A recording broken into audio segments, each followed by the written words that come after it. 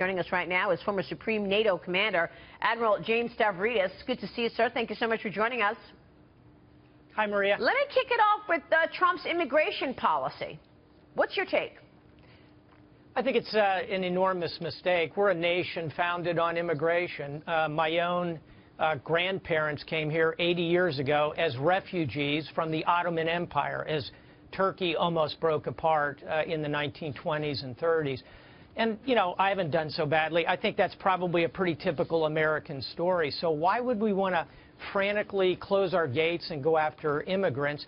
Granted, we need to control our borders, and granted, we need to screen them, and we can do that sensibly.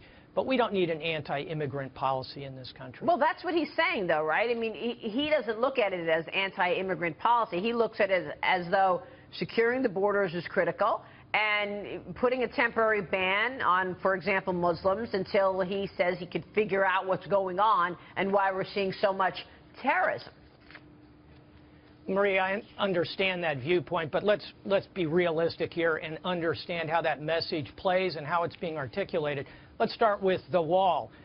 If we're going to build a 100-foot wall on the border with Mexico, I've got a news flash. There's an ocean just to the left of that wall. We're not going to stop that kinetically.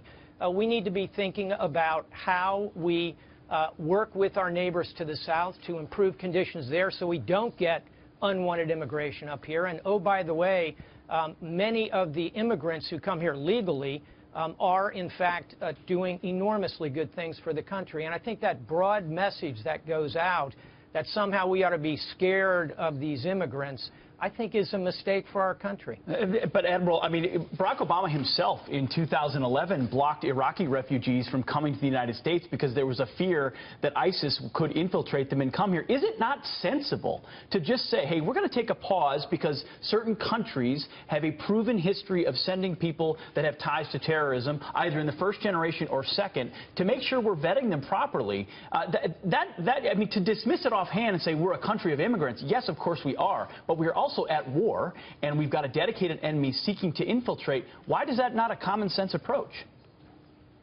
It's not a common sense approach because it's too broad and sweeping. It's trying to solve a tactical challenge with a strategic answer, and that's a mistake when you do that.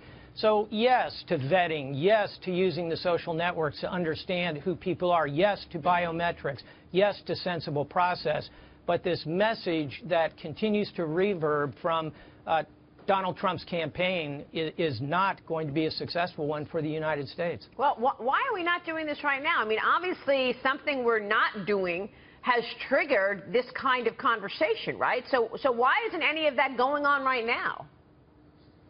I think a lot is going on right now, but it's not very effective or not effective enough. And there are 3 or 4 things I'll mention quickly. One is more international cooperation, where we're using our international databases against each other's to find out what's happening. We're not doing that with terrible effectiveness. We've also got a problem with the interagency not cooperating fully together.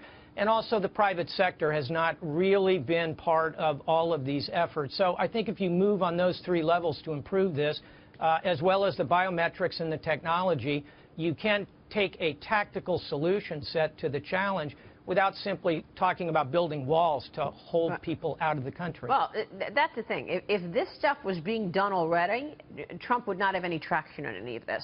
But people are so frustrated. And I think it's easy for anybody who wants to push an issue to seize on particular points. But I think we need to take a deep breath, look at the problems, solve the tactical challenges, and not throw away a great strategic advantage this country has. Let me ask you this, because House Speaker Paul Ryan is criticizing President Obama's failure to contain ISIS, saying that the president wants to tie the hands of the military. Listen to this. Got to get your thoughts on this, Admiral.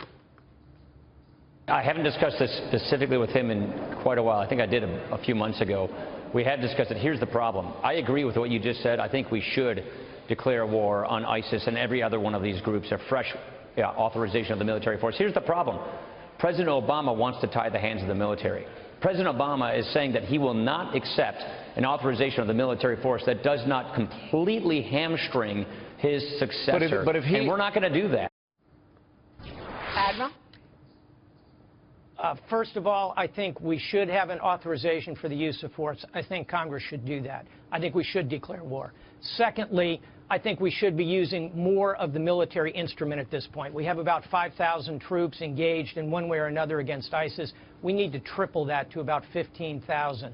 Thirdly, we need to amp up the bombing campaign. We're doing a reasonable job of that, but it needs to be higher. And fourth, we need to push the indigenous forces. That's arming the Kurds, in particular in the north. So we've got a lot of work to do if we're going to seriously take on ISIS. I don't think this administration has pushed hard enough at that.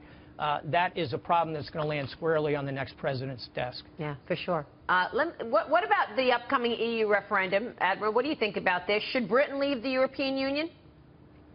Absolutely not. From a U.S. perspective, let's start with that. Anytime Europe is working together, that's a huge geopolitical advantage for the United States. Secondly, having Britain inside those EU councils will help the European Union make better decisions that are more aligned with the United States. And thirdly, from a security perspective, it splits apart two pools of allies, the remainder of the EU nations and then the English, the Brits floating outside of it. It diminishes all our forces together. So, Maria, I think from a U.S. perspective, they ought to stay in. In terms of what they're going to decide, too close to call at the moment. I've seen polls on both sides. Let's hope they remain in. Well, David Malpass just said the opposite, Dagan. I mean, David Malpass came here and said they should leave. Right, and James Freeman said the same thing, right. that it removes a layer of European government off of Britain.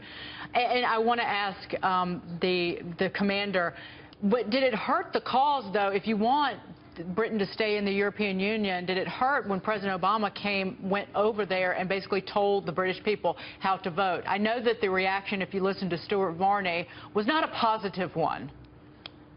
That's exactly right. And I don't think we should be in the business of telling our British friends how to vote. Absolutely right. However, I think it's legitimate for us to say, you should vote any way you want to, but here's what makes the most sense from a U.S. perspective. That's a fine difference, but I think going to Britain as a U.S. president and coming down squarely on the Remain camp was a mistake in terms of trying to move the needle. Admiral Stavridis, good to see you, sir. Thank you.